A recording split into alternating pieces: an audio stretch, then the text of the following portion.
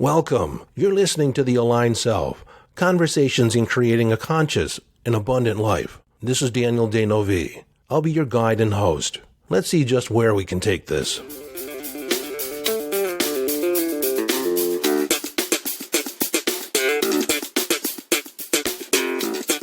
Hello, friend, and welcome back to the conversation. In today's episode, I'm going to piggyback on the episode just before this, the pleasure principle. Are you using the pleasure principle? And that is the contrast between pain or moving away from pain and moving towards pleasure. Specifically, in this episode, I want to talk about alignment. I want to get clear or more precise about what alignment is. And this has direct applications to law of attraction and actually getting anything that you want, because we will not typically take action towards something unless we are in alignment with the fulfillment of that goal or that intention. And so for the moment, put the word alignment aside and hold a space for it, knowing that we are going to come back to it and discuss it in more depth. The other thing I want to talk about is something that a lot of people experience, and that is procrastination. We have these intentions, we have these goals, things that we know we should do or could do, yet we beg off. We find something else to do. We get distracted. We have actual reasons that we created why we're not moving forward. And these reasons, these excuses, seem completely valid. And this is where, if you consider yourself to have a degree of intellectual prowess, this actually gets in your way, because you are even more inventive or more realistic about what's really going on here. But the truth is that they're just more inventive excuses.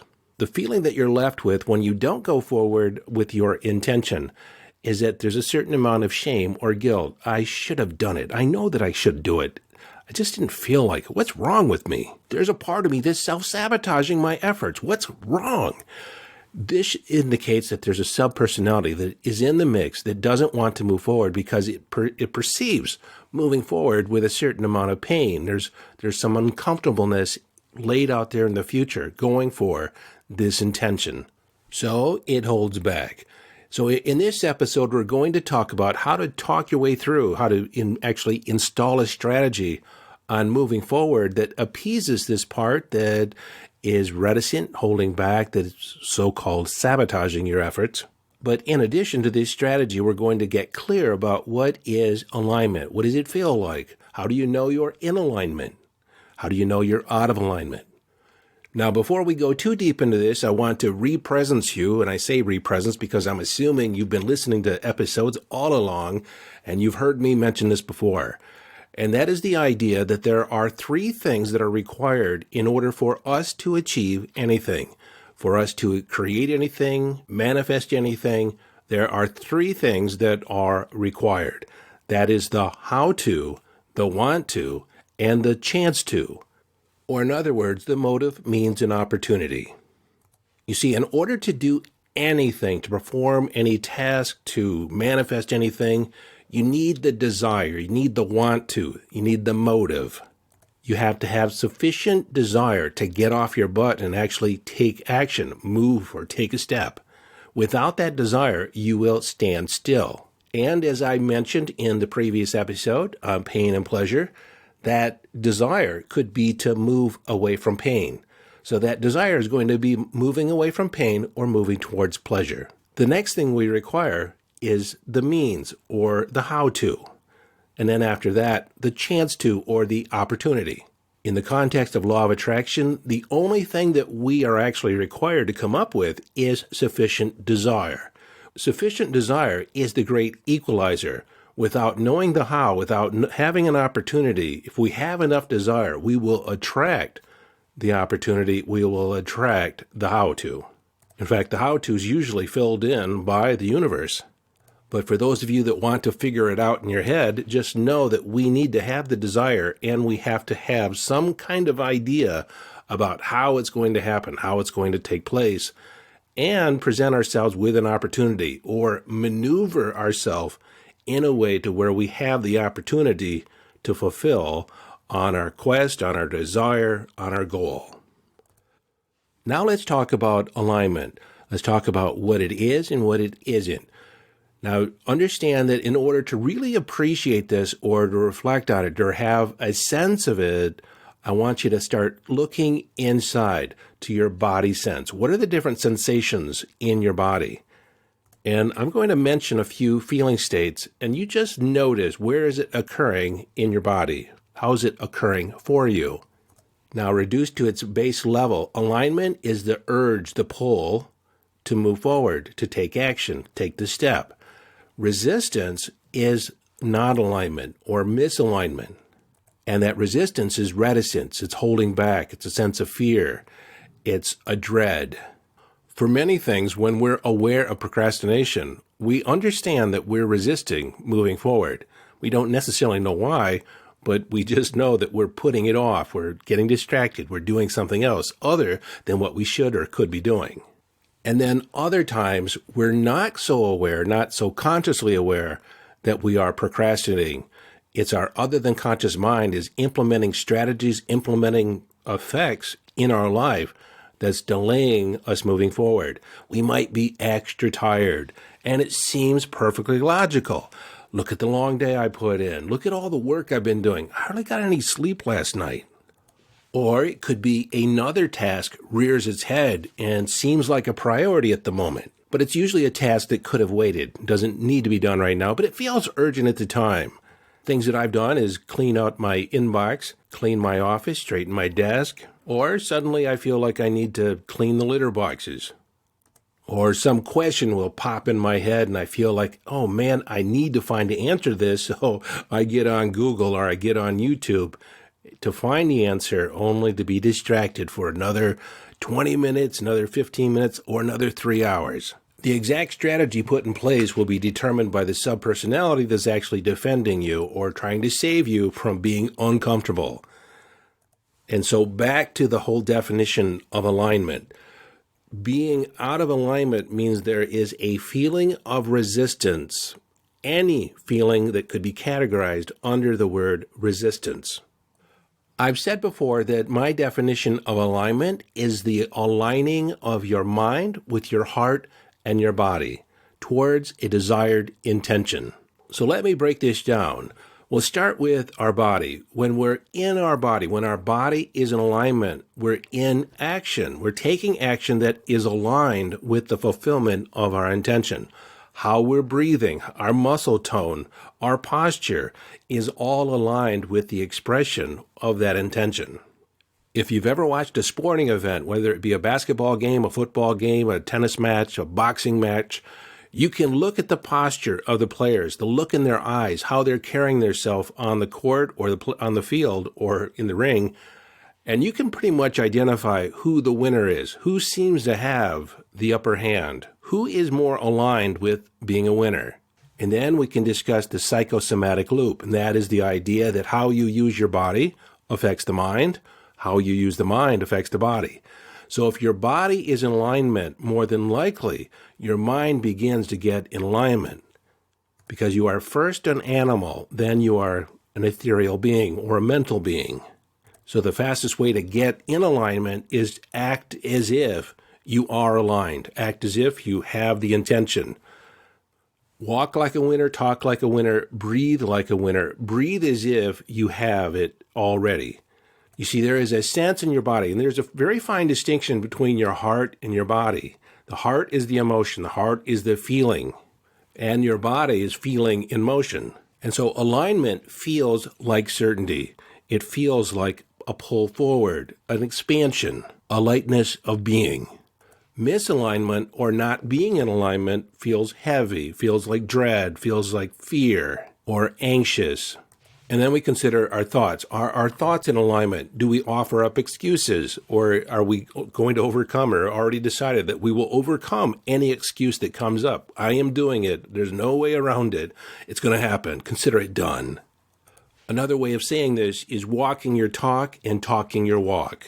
So, okay, at this point, hopefully you have a good sense or your finger on the pulse of what alignment feels like and what misalignment feels like. And sometimes it's very subtle. Sometimes we're not aware. Sometimes we're not tuning in to the degree that we could. And that's when it's incumbent upon us to have a seat, check in with ourselves. How do I really feel about this intention? How do I check in with all parts of you? I've talked about our subpersonalities, how we're a multidimensional being. We have different subpersonalities, aspects of ourselves. And so when we're setting off on an intention, you check in with all parts of you. Does any part of me disagree? Does any part of me not buy into going for this intention? And then if you get the impulse, like you have a little doubt, a little nagging sense of something might go wrong, or the BS response, that's bullshit, or bollocks, depending on where you are. But it's that doubt that creeps in, that unconscious doubt that you will fulfill on it, or you just know it just won't happen. But that feeling may not be evident unless you take the moment, take the time to be self-reflective, to actually check in, like I said, with all parts of you. And for the sake of our conversation today, let's just say you have the intention part or the warrior part and then the fearful part. And they're at odds with each other. And when push comes to shove, more than likely, the fearful part will win out. And he or she will cause the warrior to forget their sword at home and have to go back and get it and miss the battle. Okay, so for now, let's put the idea of law of attraction aside and understand that we're going to supply the how to, want to, chance to. Now, to accomplish anything, to get something done, it usually doesn't just instantaneously occur. There is a series of steps. There's a process usually that we engage in, and then step after step, sooner or later, we're going to arrive at our destination. But to arrive at our destination, it is taking a series of steps. And remember, the journey of 1,000 miles is accomplished step by step. But if we consider that journey of 1,000 miles and we feel overwhelmed, that overwhelm is a feeling of misalignment. And what is the misalignment indicating? Well, it's indicating that we don't have our mind right. We're focusing on the wrong things. And this is an important part to understand, that if you have a negative kinesthetic, a negative sensation, a negative feeling in your body, an unpleasant feeling, that is an indication of misalignment or not being aligned. And from the context of overwhelm, that's in considering all the steps all together, and it just feels like too much in that moment. It feels like too much to the fearful part. And so what we want to do is reframe the total journey, reframe our goal, and break it down into smaller chunks, smaller pieces. I've said before, how does one eat an elephant, or how does one eat a pizza pie? Well, you don't eat it all at once. You eat it one bite at a time. Breaking it down into smaller chunks is breaking it down into smaller steps. The English aphorism I like is, by the inch, it's a cinch, but by the mile, it's a trial. Said a different way, you could say, by the centimeter, it's easy, by the kilometer, it's harder. Doesn't quite sound the same, but you get the idea. So, okay, we have a series of steps that we want to take in front of us. We have a process that we're engaging in. First, we do this activity, and then there's that activity, and then there's another activity after that. And so as we look forward and consider the different activities, different engagements that we're going to be involved in, if there's any reticence or resistance around any one of those steps, more than likely, we will not take action. Especially if you don't have a working relationship with the feeling of ambiguity. You see, for the most part, as a human being, there is nothing that is certain. Yet there are things or actions we engage in because they have a feeling of certainty. We kind of know how things are going to go. And this is where you really have to assess your own personal comfort level with ambiguity. And typically, this can't be said across the board, but the more intellectual prowess you have, the smarter you think you are, or the smarter you actually are, more than likely you need more of the details filled in. It actually makes you quite uncomfortable to wing it, to figure it out as you go. And so you will tend to plan and you'll try to figure it all out. And this is what people do to procrastinate. They'll work hours and hours on the perfect plan and never actually take the vacation. But they have it all planned out. They've already enjoyed it in their armchair. And the reason you procrastinate is not because you don't have a solid plan. It's because one of the steps you have resistance about. Sometimes that resistance is just getting started or the potential of failure. But with that said, if you require a plan, if you really want a plan, if it satisfies your sense of certainty, then by all means create the plan. But then also assess, where am I resistant in this plan? Because if you know for yourself that you require a higher degree of specificity about exactly what's going to go on, how are things going to take place, then by all means supply that for yourself. Other people are more comfortable with a level of ambiguity. This is where self-reflection or self-knowledge is extremely important. So here I want to touch back to the concept of the 3 things that we need to accomplish anything. This is the how-to. We want to know the how. How might it happen? What are the steps? What are the techniques? If you're engaging in an exercise program or you join the gym, what the hell are you going to do once you get there? You'd like to have a program. You'd like to have a trainer, especially if you don't have a relationship to exercise or you don't have that body of work to know which exercises you want to do or have it already planned out. And so if you're one of those people that have decided at the first of the year you're going to engage in an exercise program, you're going to lose weight, get in shape, then you better have a plan, a workout plan. Spend a few times with a trainer or employ a trainer, unless you already have your exercise program figured out, because that ambiguity will keep you from getting to the gym. You might go the first 3 or 4 times, but after a while you feel kind of this confusion about what you're doing while you're there. It doesn't feel like you have made any progress. There's no plan, no checklist. You can't check off this exercise and this exercise. I've done 5 sets of this. So when there's no plan, you feel like you're just wandering around. You feel more self-conscious. You worry about what other people are thinking about you, which that is not pleasant. That's not in alignment with your fitness goal. To me, that's not a consideration as far as having a trainer, because I was trained as an athletic trainer back in college, but I've not kept up my certification. Surely there's new things I can learn, and I do check out the YouTube. I check out other things, and I keep up on my own education, and I fill out and flesh out my own exercise program. But if you don't know what you're going to do, if you don't have a plan, then by all means, at least take advantage of a complimentary session or half a dozen sessions with a trainer. You're going to reap huge rewards if you do. Now, for a moment, I'm going to reflect this process on myself. When I sit down to do a podcast episode, I have the best of intentions. I might have a working title in my mind, but if I don't know specifically what I'm going to talk about or what the end result I want is, then I will more than likely not sit down in front of the microphone.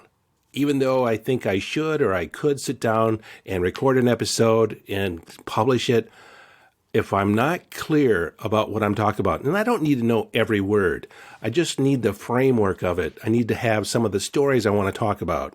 I need to get related to the listener, and that's why I start out the podcast the way I do. Welcome back to the conversation. That's an anchor for me to reaffirm to myself that this is a conversation, that I'm talking to you. And it's a private conversation, because more than likely you have your headphones in, you might be working out, you might be driving. And so I want to talk directly to you. I want to say things that are going to impact your life. And so just that little phrase gets me into the mode, gets me into the mood. But if I'm not clear about what I'm going to say afterwards, I still won't take action. You see, we need that clarity, and the more specificity that we can create, the more clarity we can create about the intention that we want, the easier it is to accomplish. Remember, Neville Goddard said, assume the feeling of the wish fulfilled. Now we're in the law of attraction. But that feeling state, that feeling of the wish fulfilled, that is alignment. Because if we're not there, if we're not already at the end, then we're living in the lack of it. We're living in the not having of it. And so getting back to my fitness idea, when you're looking in the mirror and you say, you're fat, you're creating yourself as fat. That statement, that image, that visualization is not in alignment with you being fit or engaging in fitness. So I say when I look in the mirror, you are becoming a lean, mean fighting machine. Your body's changing. You're getting stronger in the process. You're in action. And it's all unfolding perfectly. That takes on account of me being in the process. I'm not necessarily where I want to be yet, but I can visualize it. I'm in the process. I'm bringing it closer. I'm drawing it to me. My body's adapting and acclimating to the exercise and becoming stronger, leaner. Isn't that a different feeling from saying you're fat, like you need to lose some weight? I'm becoming a lean, mean fighting machine. And so that's not real specific. It's general enough to where it's believable. And I am going to the gym, so there's that reinforcement. It's true. I am in the progress. I am in action. So that's aligning my internal voice, my thoughts, with my intention. I hear people, especially this time of the year, I don't want to go shopping because there's no place to park. They actually go out looking for no place to park. Or, I can't go to the gym now. It's too crowded. It's overcrowded. And I don't know what they've done, but they've been selling a lot of memberships, evidently, where I go. And it just seems a lot busier. So I've had to adjust my start times, adjust the times that I go in order to avoid the crowds. But if I was to stand there or sit there and say, I can't work out because it's just too busy, I could go, but I'd just be standing around waiting for a machine, and I dread that. I hate that. That internal dialogue is not in alignment with me fulfilling on my intention of getting in shape. So let's draw this back to the framework. If we have a step that has potential resistance, whether it's too many people at the gym, no place to park, how do I work around that? How do I create an intention or create my focus or focus my mind in a way where that is not an issue? As far as parking, I could say there's always some place to park. There's always an open parking spot. People are coming and going all the time. There will be the perfect spot open up right when I need it. That is different than there's no place to park. Why even go? There's no place to park. If I use my example on the podcast, so how do I get around that? I sit down and I draft out what I want to talk about. I write down 5 to 10 key points that I want to make. I can write down 1 to 3 different stories or anecdotes that I can supply that would be relevant to my message. And of course, I jumped over this part, but this is first and foremost. What is the intention? How do I want you to be left after listening to the episode? Do I want to give you information so you can take action? Do I want to stimulate your mind? Offer up a question? Is there a call to action? So there's something I'm leading towards at the end of the episode. And then everything after that, I brainstorm all these different ideas on things I can talk about. And sometimes when I brainstorm, it becomes overwhelming because I have so many ideas. And that becomes 1 or 2 episodes, maybe a 3-parter. And sometimes I sit down and I think I'm going to talk about one thing, but I sit down because I think I'm going to talk about something. And then the way the conversation goes in my head, it goes down a completely different avenue. And it's a different episode. That's where I give up control and I embrace the ambiguity, and I allow spirit to move through me. But by that time, I've already made it to the microphone because I've overcome the resistance by having a sense of what I'm going to talk about. I'm fairly certain about what I'm going to discuss. And that is enough for me to take action. In retrospect, I have found myself, depending on the goal, depending on the intention, that I may need a higher degree of specificity as far as the how-to as I proceed, or at least have a global idea or a big picture idea of where we're going to end up. To me, I've realized that having that global perspective is more important than having all the details. My wife, when we travel, she likes to put it in the GPS. I like to look at the map. I like to get the overview, have a general sense of its relationship to everything else. Are there alternative routes? And then I'll zoom in and look at the specific roads around it, how many exits away. I'll get really detailed, and then I'll remember all that. Because I know how my mind works too. I need that global picture. I need the global overview. It literally drives me crazy to go step by step, turn by turn right, turn left, 300 yards down the road. I need that global picture. I need the overall perspective. And when I said it literally drives me crazy, it raises my anxiety. It's so uncomfortable for me. I don't enjoy it at all. I'll even pull over and look at the map. So for me, I know that I need that big picture. Now, saying all this, I want to drive home the idea that we're all a little bit different. And so it's recognizing, what do you have to put in your strategy? What do you have to fill out? Do you need more specificity? Do you need more clarity? What, if you put it in place, will make the difference? What is the difference that makes the difference for you? with the goal of alleviating that resistance, alleviating that anxiety, alleviating that fear. What needs to be figured out in order for you to feel good about proceeding? Remember, we are either moving towards something pleasurable or moving away from fear. And usually in the fear, we're moving away from resistance. We're moving away from that which we do not want. And when we're focusing on what we do not want, from the law of attraction, we tend to attract more of what we are moving away from. And so ideally, we want to think about what we don't want and then orient towards what we do want. So I don't want this, but I do want this. And we want to picture this, visualize the outcome to where it's attractive, where it's alluring, where it pulls us forward. And when we're focusing on the end result and we're so associated with the fulfillment of that, then typically we will do whatever it takes to get or achieve that intention. We will climb any mountain, go through any valley, cross any river in order to arrive at our destination. In fact, all that other stuff is just incidental because we cannot see anything else aside from our intention. We hold in our mind's eye our ultimate desire, and we're fixated on it. And as a result, we will move mountains in order to arrive at our destination. Now, this speaks directly to what I said earlier about desire is the great equalizer. So if you're going to invest time towards an intention, invest it first in creating sufficient desire, where you really want it. You can taste it. You can almost feel it happening before you. Or it's already happened. Drive the car, smell the leather, visit the house. How's it feel? Sit in the chair. Then, after you have sufficient desire, figure out the details. You may have to take some training. You may have to ask someone else, find a consultant, a trainer. But if you're going to engage law of attraction, having sufficient desire is typically enough. The way I usually say it is, this is what I'm doing. I'm committed to fulfilling on this intention. I don't know how it's going to happen. I don't know when it's going to happen.